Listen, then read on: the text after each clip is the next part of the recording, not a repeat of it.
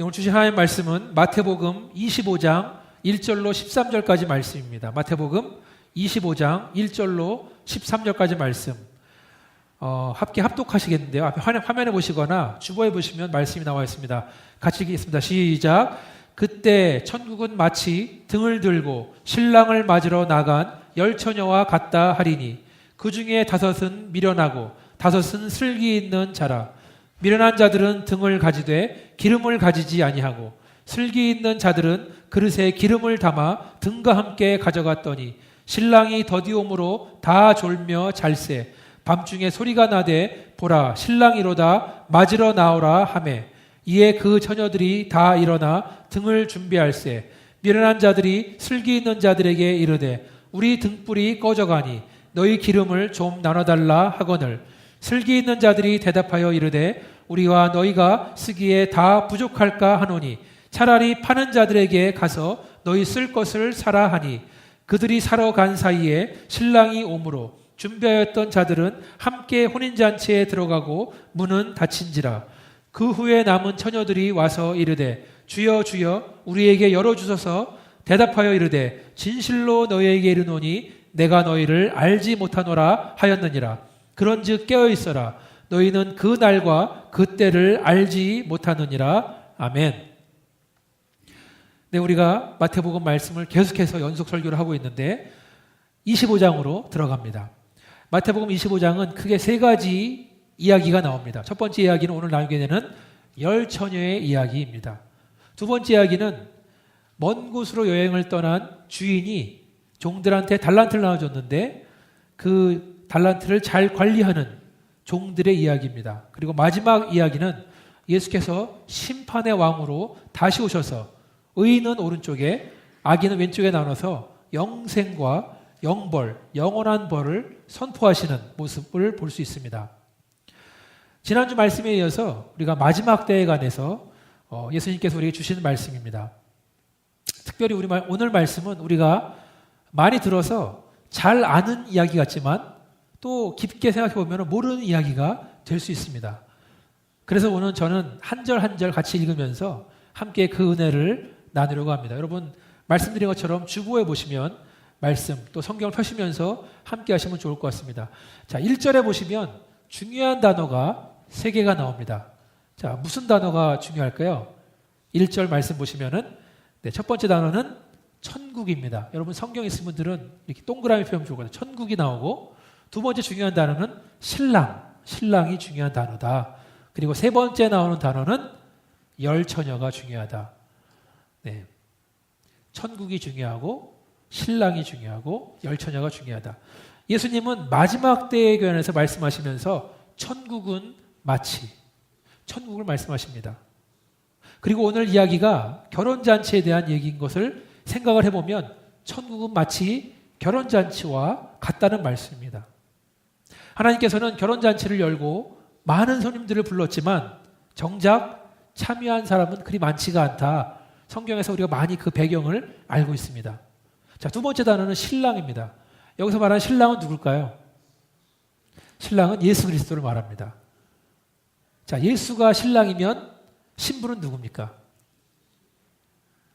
네, 신부는 바로 교회, 하나님 백성을 말하고 있습니다. 자, 이 장면, 예수님이 지금 말씀하신 장면은 예수님이 다시 오실 때를 말하고 있습니다. 예수님 먼저 2000년 전에 이 땅에 오셔서 그의 신부된 교회와 약혼식을 맺은 거라면 지금은 그 신랑 되신 예수님이 먼 여행을 떠났다라고 볼 수 있는 거예요. 그런 다음에 예수님이 다시 오시는 재림의 때, 두 번째로 오실 때에는 드디어 신랑과 신부가 만나서 결혼을 하는 것이다. 그러니까 물론 약혼식과 결혼식 사이에 너무나 기간이 긴 것이 좀 아쉽긴 하지만 그러나 예수님이 다시 오실 때에는 결혼잔치는 시작된다. 그러니까 지금 우리가 살고 있는 이때에는 신부인 교회와 신랑 되신 예수님이 약혼을 한 상태다라는 겁니다. 그리고 마치 신부가 신랑을 기다리듯이 우리는 예수님이 다시 오시는 것, 재림을, 결혼잔치를 기다리고 있다는 겁니다. 그런데 오늘 말씀에 신부는 나오지가 않아요. 신부가 등장하지 않는다는 뜻은 세 번째 단어인 열처녀는 신부가 아니라는 말이에요. 우리가 착각을 하기 쉬운데 열처녀는 신부가 아닙니다. 그러면 오늘 얘기에 나오는 열처녀는 누구를 말하는 것인가?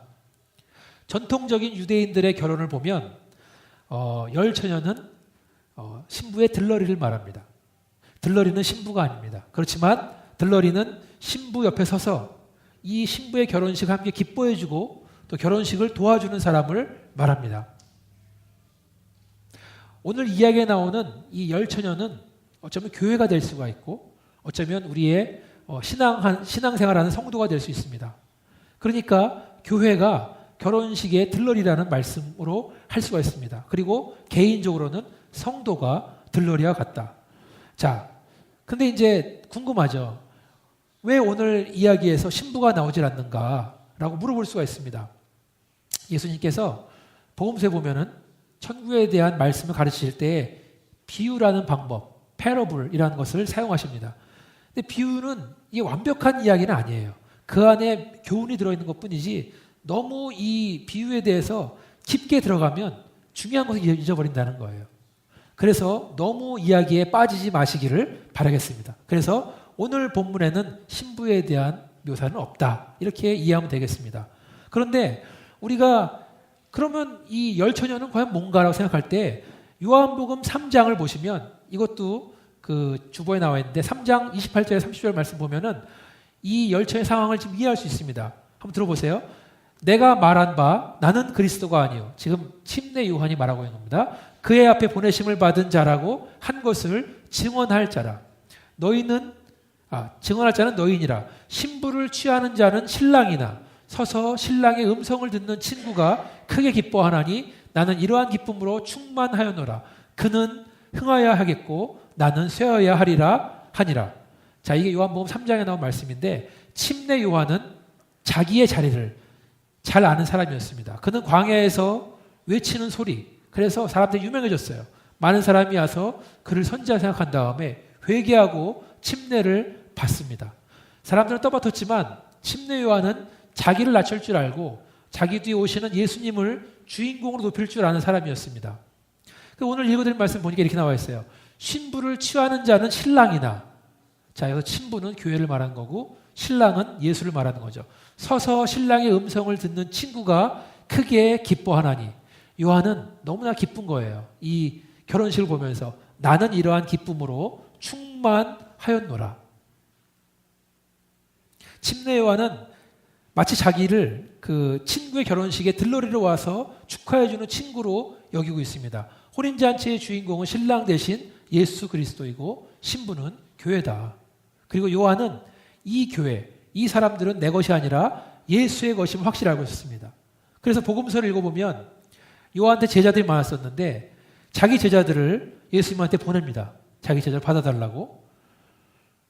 왜냐하면 자기 제자들도 결국은 예수의 제자인 것을 알았기 때문에. 그 요한이 한 말이 뭐냐면 예수님은 흥해야겠고 나는 쇠해야 된다. 나는 사라져야 된다. 나는 낮아져야 된다. 예수님은 높아져야 된다. 그 말을 할 때 기쁨으로 충만해서 말했다는 겁니다. 오늘 등장한 10명의 처녀도 마찬가지입니다. 그들은 들러리로서 혼인잔치의 주인공인 신랑과 신부를 축하하고 기뻐하기 위해서 온 것입니다. 그런데 이 처녀들은 빈손으로 잔치에 오지 않았습니다. 그들에게 무엇이 있습니까? 등이 있죠. 등이 있습니다. 신랑이 밤에 올 때 등을 가지고 가서 그 길을 밝혀야 됩니다. 신랑을 조명해 줘야 됩니다. 그것이 바로 이 열 처녀들의 임무입니다. 그런데 오늘 말씀 2절에 보니까 열 처녀 중에 5 처녀는 미련하다. 그리고 5 처녀는 슬기롭다라고 했습니다. 지혜롭다라고 했습니다. 어떤 사람은 이것을 너무 깊게 생각해서 그러면 교회 중에 50%는 미련하고 50%는 슬기롭단 말인가? 절반은 틀린 건가라고 물어볼 수 있는데 이것도 너무 깊게 들어간 거예요. 예, 그냥 반반에 대한 근거는 없습니다. 그냥 비유로 말씀하신 거기 때문에 정확한 숫자는 아니다. 오해하면 안 된다. 3절에 보시면 미련한 처녀들은 등은 있지만 기름은 없다. 우리가 볼 때 이 처녀들이 왜 미련한지를 알고 있어요. 아무리 등이 좋은 뭐해? 기름이 없는데. 그렇죠? 근데 문제는 정작 당사자는 자기가 미련한지 모른다는 거예요. 옆에서 아무리 얘기해줘도 깨닫지를 못한다. 옆에서 얘기해준 사람이 포기할 때가 많이 있습니다. 그런데 그와 반대로 4절에 보시면 슬기로운 처녀들이 있는데 그들은 등도 있고 그리고 기름 그릇에 기름도 가득히 담아놨다. 궁색하게 그냥 한두 시간 밝힐 정도의 양만 준비한 게 아니라 결혼식에서 신랑을 맞이할 정도로 충분한 양을 준비했습니다. 그런데 이 열처녀들이 똑같이 신랑이 이제 오나 저제 오나 기다리다가 피곤해서 졸다가 잠이 들고 맙니다. 지혜로운 처녀이건 아니면 어리석은 처녀인 간에 모두 다 잠이 들었다. 질문 하나 드리겠습니다. 과연 열처녀가 잠든 것이 문제가 됩니까? 말씀해 보세요. 잠자는 게 문제가 됩니까? 그렇지 않습니다. 성경을 아무리 읽어봐도 그들이 기다리다가 지쳐 잠든 것에 대해서는 부정적인 말을 하고 있지 않아요. 인간은 원래 부족한 존재이기 때문에 지치면 졸고 피곤하면 졸고 잠이 들 수밖에 없습니다. 오히려 잠드는 것을 잠자지 말 것을 요구한다면 그것은 사람의 길 포기하는 거예요. 사람은 지치고 피곤하고 졸게 마련이에요. 근데 예수님께서는 분명히 깨어있으라고 말씀하지 않았습니까? 라고 물어보잖아요. 자, 예수님께서 우리한테 깨어있으라고 하신 것은 잠도 자지 말고 기다리는 것, 육체의 한계를 넘어서는 것, 인간은 도저히 할 수 없는 초자연적인 것을 요구하신 것이 아니다. 뒤에 보시면 알게 되겠지만 슬기로운 다처녀는 비록 기다리다가 잠들었지만 그들은 신랑을 맞이할 준비를 다 해놨다는 거예요. 잠자는 것이 괜찮다고 했는데 오히려 제때에 잠을 자지 않는 것이 더 문제입니다. 그렇죠? 여러분들 아기를 키울 때 애들한테 일찍 자라고 말하잖아요. 그 이유는 아이들이 잠을 충분히 자야 키도 크고 또 다음날 또 하루 종일 잘 좋은 컨디션으로 놀 수 있기 때문에. 근데 만약에 밤늦게 잠이 든다면 건강한 습관이 무너지는 거예요. 다음날도 피곤해지는 겁니다. 아이들한테는 일찍 자라고 말하면서 어른들은 어떻게 합니까? 네, 뭐 할 일이 이렇게 많은지 늦게들 주무십니다. 근데 그러다 보면은 다 아는 것처럼 우리가 다 알겠지만 일찍 자야 다음날 하루를 잘 사용할 수 있습니다. 그렇죠? 마지막 때를 준비하는 것도 마찬가지다. 깨어있을 때 열심히 일해서 마지막을 준비하는 겁니다. 낮에 그만큼 준비를 잘했기 때문에 밤에 잠을 잘 수 있는 거예요. 그래서 예수님이 밤에 오신다고 해도 문제가 없다. 마지막 때를 잘 준비했기 때문에 평소에. 그렇게 슬기로운 처녀들, 미련한 처녀들이 모두 잠들었을 때 큰 소리가 들립니다. 보라, 신랑이로다. 맞으러 나와라. 신랑이 왔다. 다 나와서 그를 맞이하자. 소리가 들립니다. 신랑이 돌아온 겁니다. 신랑이 돌아왔다는 것은 드디어 결혼잔치가 시작된다는 겁니다. 신부의 들러리인 열처녀들은 이제 등을 들고 나가서 신랑을 맞이해야 되는 거예요. 7절에 보니까 이에 그 처녀들이 다 일어나 등을 준비할세라고 나왔습니다. 슬기로운 처녀이건 미련한 처녀인 간에 다 일어났습니다. 등을 들고 챙깁니다. 근데 문제가 있어요. 미련한 처녀들은 그제서야 등을 밝힐 기름이 없다라는 걸 발견하는 거예요. 그것은 마치 전쟁터에 나갈 때 군인이 총을 들고 나가는데 총알이 없는 거예요. 무거운 총을 들고 여태까지 진군해 왔는데 정작 총알이 없습니다. 그렇게 총을 잘 쏴서 적군을 맞추기 위해서 훈련도 해오고 고생도 해왔는데 필요한 때에 총알이 없다. 그것은 등을 밝힐 기름이 없는 것과 같은 말씀입니다. 기름이 없는 것을 발견한 미련한 처녀들은 그제서야 슬기로운 처녀들을 찾아갑니다. 그리고 너희들이 가지고 있는 기름을 좀 나눠달라 부탁을 합니다. 자, 이 말을 들은 슬기로운 처녀들은 어떻게 했습니까? 자기들이 써야 되는 기름을 나눠줬습니까? 아닙니다. 기름을 주지 않습니다. 9절에 보니까 이렇게 나와 있죠. 우리와 너희가 쓰기에 다 부족한 것 같다. 차라리 기름을 파는 사람에게 찾아가서 그에게서 기름을 사라. 그렇게 미련한 처녀들은 이제 밤에 기름집에 가서 어렵게 기름을 구해서 잔치에 다시 옵니다. 그러나 이미 늦었다.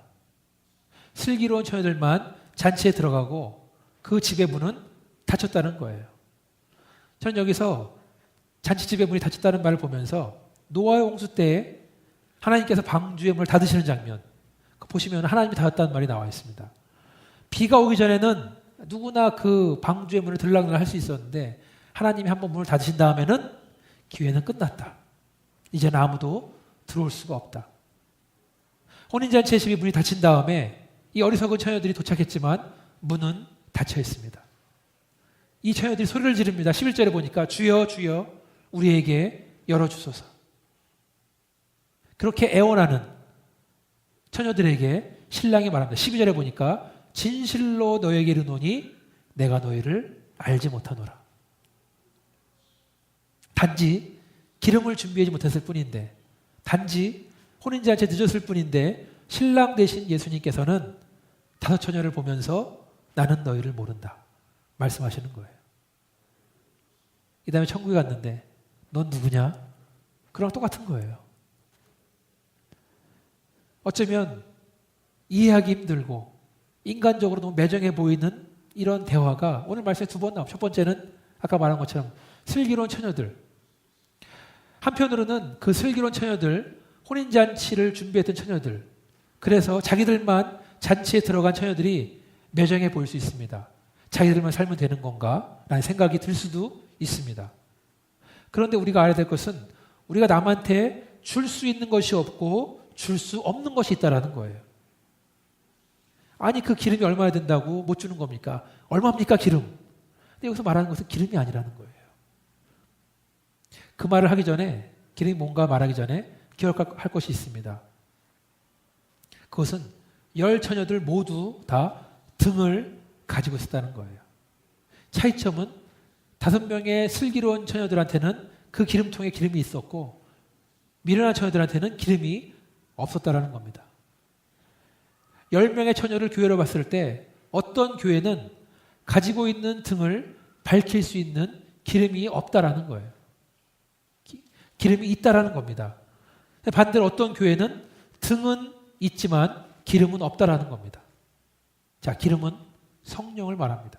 다시 말해서 기름이 없는 교회는 성령이 없는 교회. 기름은 은혜를 말합니다. 다시 말해서 기름이 없는 교회는 은혜가 없는 교회다. 기름은 기도 생활을 말합니다. 기름이 없는 교회는 기도가 없는 교회. 기름은 말씀을 말합니다. 기름이 없는 교회는 말씀이 없는 교회라는 말씀이에요. 제가 쉬운 예를 드리겠습니다. 2018년이 이제 한 달도 안 남았는데 혹시 올 초에 내가 올해부터는 매일 기도를 열심히 하겠다. 마음은 굳건히 먹었는데 쉽지가 않습니다. 기도가 술술 되지가 않아요. 쉽지가 않은 거예요. 하나님께서 우리한테 쉬지 말고 기도하라고 말씀하셨는데 정말 기도는 노동처럼 힘든 것입니다. 여러분 한번 경험이 있겠지만 한번 골방에 들어가서 기도 한번 해보시기 바랍니다. 무릎 꿇고 기도하는 거 열심히 한 것 같은데 시계 보면 3분 지났고, 그렇죠? 오늘은 내가 열심히 기도한 것 같다. 시계 보면 10분도 안 지났어요. 그럴 때가 많이 있습니다.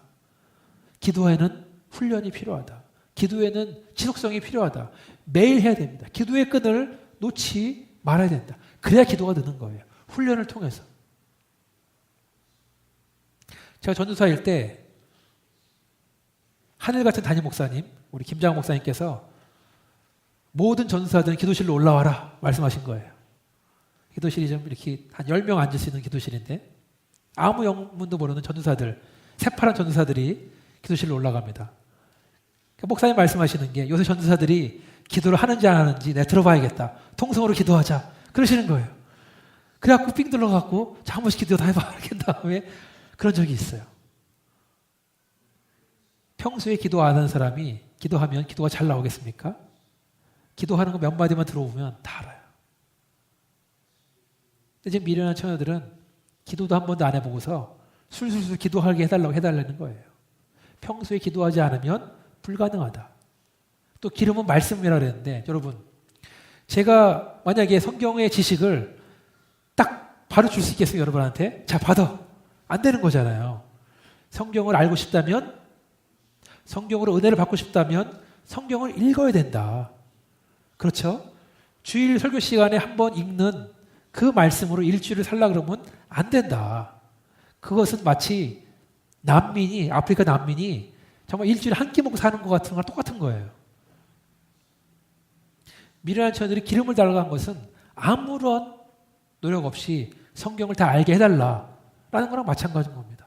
말씀으로 살고 기도로 살고 말씀 비춰오면서 과연 나는 어떻게 살고 있는가 고민도 해보고 괴로워해보기도 하면서 은혜를 달라고 성령 충만해달라고 매달리는 삶을 살아야 됩니다. 그래야 우리의 등에 기름이 채워지는 줄 믿습니다. 저는 우리 교회가 껍데기만 있는 교회가 아니라 성령 충만한 교회, 은혜 충만한 교회가 되기를 원합니다.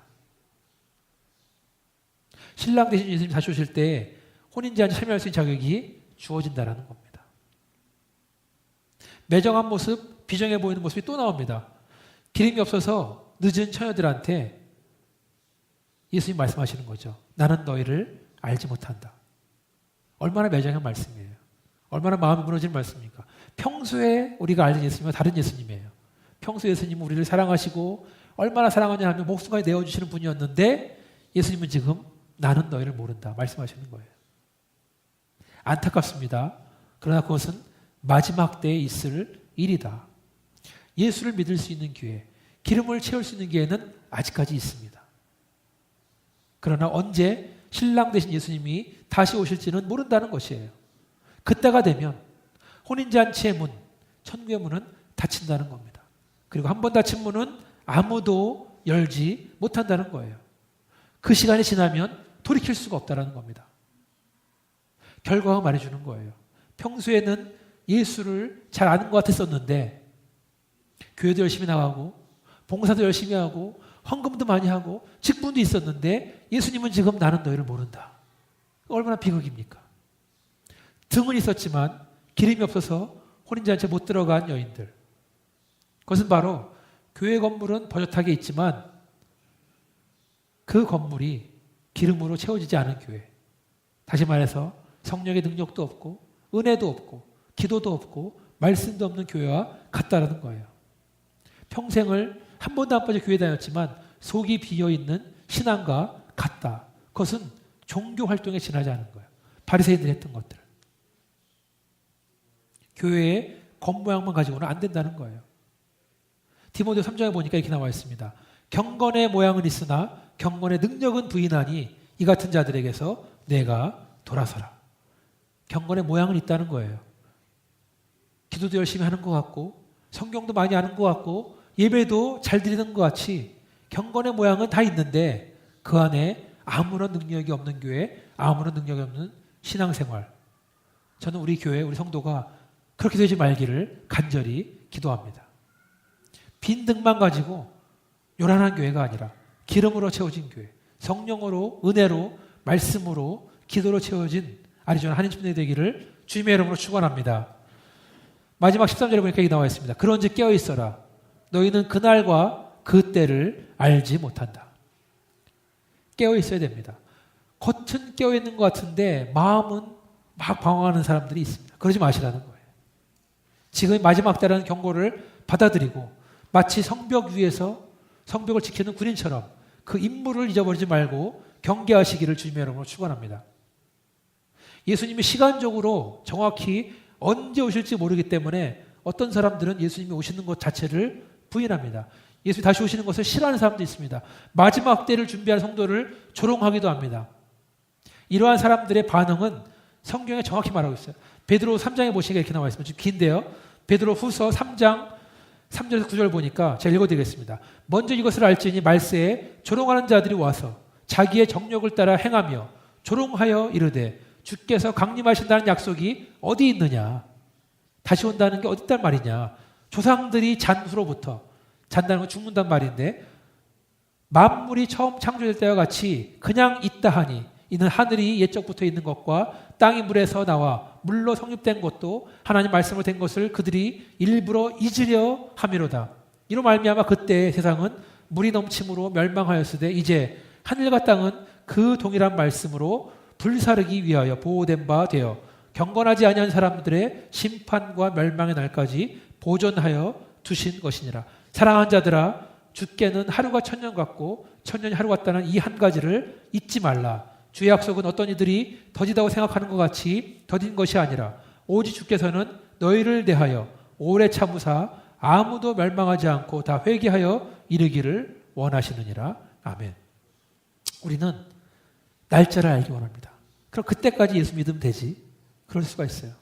그럼 하나님의 시간 계산법은 다르다는 겁니다. 하나님의 계산법은 하루가 1000년 같고 1000년이 하루 같다는 거예요. 숫자 세는 게 의미가 없다는 겁니다. 인간은 하루는 알지만 1000년은 몰라요. 왜냐하면 1000년을 살아본 사람이 없기 때문에. 1000년을 이해할 수도 없고 그 시간을 감당할 수도 없습니다. 그래서 언제 몇 월 며칠 그 문자에 집착하지 마시길 바라겠습니다. 근데 읽은 말씀에서 예수님이 재림하지 않으신 확실한 한 가지 이유는 하나님이 오래 참으시는 분이기 때문에, 하나님이 참으시는 이유는 바로 모든 사람이 회개하기를 기다리기 때문에 그렇다. 모든 사람이 구원받기를 원하시기 때문에 하나님이 기다린다는 말씀입니다. 아마도 기름이 없이 빈 등 가지고 있던 이 처녀들, 신랑이 왔을 때 이걸로 불 붙여보려고 노력을 했겠죠. 그래서 심지에 그 등에 심지라도 불을 붙여볼지 모르겠습니다. 여러분 아시겠지만 옛날식 등이나 난로는 심지가 있습니다. 심지에 불이 붙기도 해요. 그렇지만 그 심지에 불을 붙여버리면 다 타버려서 재가 돼요. 심지가 없는 등이나 난로는 쓸 수가 없습니다. 항상 기름이 있어야 심지를 통해서 밝혀지는 것이다. 더워지는 것이다. 라는 것입니다. 저와 여러분, 우리의 속은 과연 기름으로 채워져 있습니까? 우리 교회는 과연 기름으로 채워져 있습니까? 성령으로, 은혜로, 말씀으로, 기도로 충만한 교회가 되시기를 주님의 이름으로 축원합니다. 늘 깨어서 마지막 때를, 천국 혼인잔치에 참여할 수 있는 준비를 잘 하시는 저 여러분 되기를 주님의 이름으로 축원합니다. 같이 한번 1분 정도 기도하실 때 오늘 주신 말씀 생각하면서, 아버지 하나님, 우리가 깨어있기를 원합니다. 아버지 하나님, 우리가 우리의 등의 기름을 채우기를 원합니다. 채워주셔서 주와 가까이 하기를 원하고 주의 말씀을 사모하고 기도하기 원합니다. 성령으로 채워주시고 은혜로 채워주시고, 같이 한번 통성으로 1분 정도 기도하시겠습니다. 아버지 하나님 감사합니다. 오늘 주신 말씀 생각하면서 아버지 하나님, 우리가 주의 말씀을 아버지 하나님 떠오르기를 원합니다. 아버지 주께서 도와주시고 인도하여 주셔서 아버지 도와주시기를 간절히 원합니다. 아버지 주님의 은혜 감사합니다.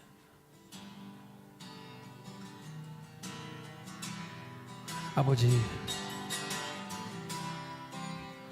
주께서 도와주시길 원합니다. 아버지 하나님,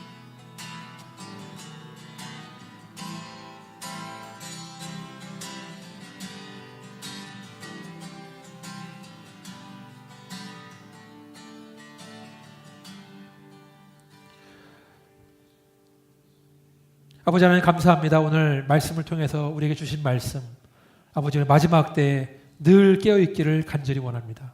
또 아버지 하나님, 우리의 등에 기름으로 완전히 채워줄 수 있도록 도와주시기를 간절히 원합니다. 우리가 말씀을 사모하고 기도를 사모하고 성령을 사모하고 그 은혜를 사모할 수 있도록 하나님 도와주시기를 간절히 원하고, 우리의 빈 공간을, 우리 허무한 마음을 주의 성령으로 채워주시기를 간절히 원합니다. 아버지, 그래서 밝은 등을 켜서 세상을 비추는 교회가 되기를 원하고 세상을 비추는 신앙생활을 갖기를 원하나니 하나님께서 함께해 주시고 우리가 마지막 때를 대비해서 준비할 수 있도록 하나님 도와주셔서 그런 교회 될 수 있도록 인도하여 주셔서 이 모든 말씀을 예수 이름으로 기도했습니다. 아멘.